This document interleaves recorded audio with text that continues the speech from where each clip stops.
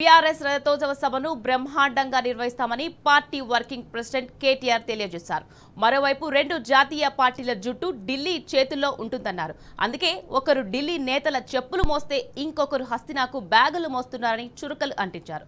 సీఎంగా రేవంత్ ఫెయిల్ కావడం వల్లే తెలంగాణ సచివాలయంలో మీనాక్షి సమీక్షలు నిర్వహిస్తోందని ఎద్దేవా చేశారు. ఇక తెలంగాణ భవన్లో జరిగిన మీడియా చిట్చాట్లో కేటీఆర్ పలు అంశాలపై స్పందించారు.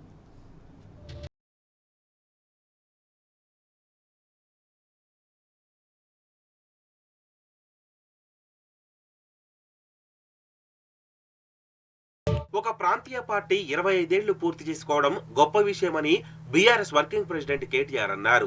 చరిత్రలోనే నిలిచిపోయేలా బీఆర్ఎస్ రజతోత్సవ సభ నిర్వహిస్తామని చెప్పారు. 4-5 స్థలాలు పరిశీలించిన తర్వాత ఎలకతుర్తిలోని 1200 ఎకరాలను సభ కోసం ఎంపిక చేశామని చెప్పారు. సభను నిర్వహించేందుకు స్థల యజమానులు, రైతుల నుంచి అంగీకారం తీసుకున్నామని చెప్పారు. అటు రాష్ట్ర డీజీపీకి మీటింగ్ గురించి ఇప్పటికే వివరించామని, ఇతర అన్ని అనుమతులు కూడా తీసుకున్నామని చెప్పారు కేటీఆర్. ఆర్టీసీ ఎండీ సభ కోసం బస్సులు ఇచ్చేందుకు ఒప్పుకున్నారని, డబ్బులు కూడా చెల్లించామని తెలిపారు. రజతోత్సవ సభ నిర్వహణపై పార్టీ అధినేత కేసీఆర్ అధ్యక్షతన సన్నాహక సమావేశాలు ముగిశాయన్న కేటీఆర్, సభ నిర్వహణ ఏర్పాట్లు బ్రహ్మాండంగా జరుగుతున్నాయని చెప్పారు.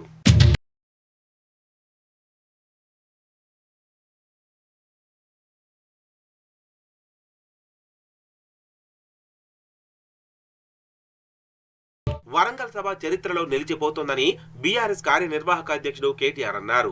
మీటింగ్ అయిపోగానే సభ్యత్వ నమోదు కార్యక్రమం ఉంటుందని చెప్పారు. విద్యార్థి విభాగం కోసం ప్రత్యేకంగా సభ్యత్వం ఉంటుందన్నారు. ఈసారి బీఆర్ఎస్ సభ్యత్వ నమోదు డిజిటల్ రూపంలో ఉంటుందని, అక్టోబర్లో పార్టీ అధ్యక్షుడి ఎన్నిక జరుగుతుందని తెలిపారు. అటు రిటర్నింగ్ అధికారిని నియమించి పార్టీ పరంగా గ్రామస్థాయి నుంచి ఎన్నికలు నిర్వహిస్తామని చెప్పారు. గులాబీ పార్టీకి 32 జిల్లాల్లో కార్యాలయాలు ఉండగా అన్ని జిల్లా కార్యాలయాల్లో శిక్షణా తరగతులు నిర్వహిస్తామన్నారు.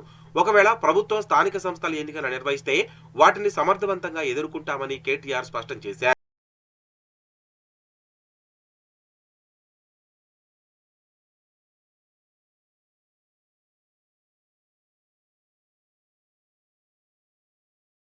రాష్ట్రంలో నెగటివ్ పాలసీలు, నెగటివ్ పాలిటిక్స్ నడుస్తున్నాయని బీఆర్ఎస్ వర్కింగ్ ప్రెసిడెంట్ కేటీఆర్ అన్నారు. మాజీ సర్పంచ్ నుంచి మాజీ సీఎం వరకు కేసులు ఎలా పెట్టాలని పాలకులు చూస్తున్నారన్నారు.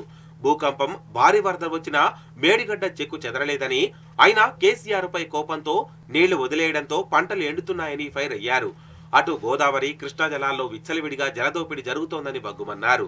అన్ని జలాశయాలు నిండినా కాంగ్రెస్ ప్రభుత్వ నిర్లక్ష్యంతోనే పంటలు ఎండిపోతున్నాయని ఆవేదన వ్యక్తం చేశారు. మరోవైపు కంచె గచ్చిబౌలి భూముల వెనుక వేల కోట్ల భాగోతముందని, దీని వెనుక బీజేపీ ఎంపీ కూడా ఉన్నారని కేటీఆర్ ఆరోపించారు. వేల కోట్ల రూపాయల ఈ భూభాగతంపై త్వరలోనే మాట్లాడతానని చెప్పారు. హెచ్సీయూ ఫోటోలు ఏఐతో చేశారంటూ అక్రమంగా కేసులు పెడుతున్నారని మండిపడ్డారు. ఏఐ అంటే అనుమల ఇంటెలిజెన్స్ అని తాము అనొచ్చునని కేటీఆర్ విమర్శించారు.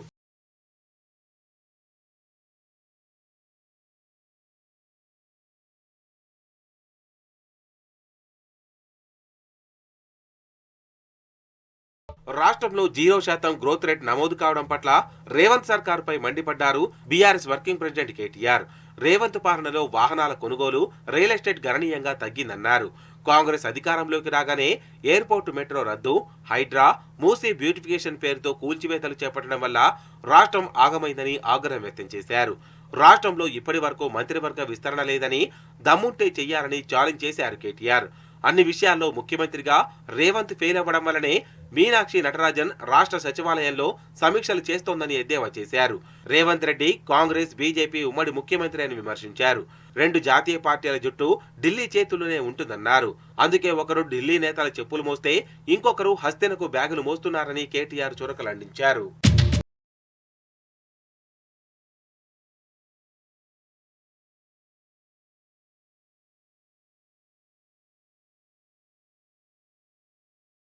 మోదీ ప్రభుత్వ హయాంలో అన్ని రకాల ధరలు విపరీతంగా పెరుగుతున్నాయని బీఆర్ఎస్ వర్కింగ్ ప్రెసిడెంట్ కేటీఆర్ విమర్శించారు.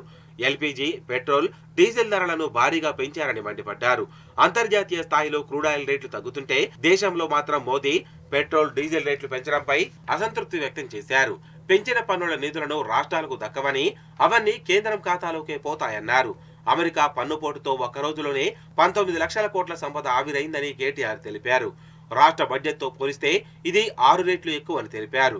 ట్రంప్ అనాలోచిత నిర్ణయాలతో ఇదంతా జరుగుతుంటే కేంద్ర ప్రభుత్వం కేంద్ర మంత్రులు ఏం చేస్తున్నారని కేటీఆర్ ప్రశ్నించారు.